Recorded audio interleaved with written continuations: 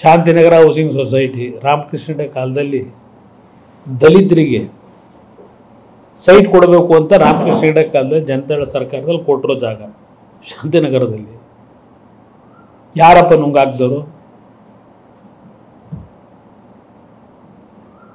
ಅವ್ರಿಗೆ ಭಾಳ ಶಕ್ತಿ ಇದೆ, ಏನು ಬೇಕಾದರೂ ಮಾಡಿ ಏನು ಬೇಕಾದ್ರೂ ನುಂಗ್ತಾರೆ. ಅದಕ್ಕೆ ಏನು ಬೇಕಾದರೂ ಎಲ್ಲಿ ಬೇಕಾದರೂ ವ್ಯಾಪಾರ ಮಾಡ್ಕೋತಾರೆ ಸೆಟೇಟ್ ಮಾಡ್ಕೊಳ್ಳೋಕ್ಕೆ. ದಲಿತರಿಗೆ ಕೊಟ್ಟು ಭೂಮಿ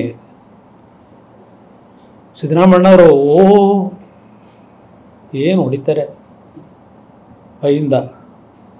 ಆ ದಲಿತರು ಕೊಟ್ಟ ಭೂಮಿ ನುಂಗಿರ್ತಕ್ಕಂಥ ಜೊತೆ ಇಟ್ಕೊಂಡು ಕೂತಿದ್ದೀರಿ. ಈಗ ಪಾಪ ಈಗ ಮುಖ್ಯಮಂತ್ರಿ ಬೇರೆ ಮಾಡಬೇಕಾಗಿದೆ. ಇದೆಲ್ಲ ಅದಕ್ಕಿಂತ ಹೆಚ್ಚಾಗಿ ನೆನ್ನೆ ನಾನು ಹರಿಪ್ರಸಾದ್ ಅವರ ಒಂದು ಹೇಳಿಕೆ ನೋಡ್ತಾ ಇದ್ನಪ್ಪ. ಅದೇನೋ ದಲಿತರು ಅಂತೇಳಿ ಸ್ತಬ್ ಮಾಡಲಿಕ್ಕೆ ಪರಮೇಶ್ವರ ಮೇಲೆ ಇಡಿ ಬಿಟ್ಟು ದಲಿತರಿಗೆ ಅನ್ಯಾಯ ಮಾಡ್ತಾ ಇದ್ದಾರೆ ಅಂತ ಅವ್ರು ಹೇಳಿರೋದು.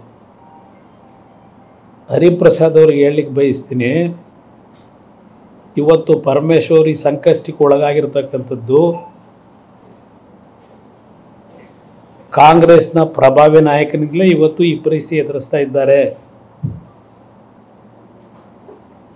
ನಾನು ಅದರ ಹಿಂದೆ ಮುಂದಿಂದ ಈ ಏನು ನಡೀತಾ ಇದೆ ಇಡಿ ಅದರ ಬಗ್ಗೆ ಚರ್ಚೆ ಮಾಡಲ್ಲ.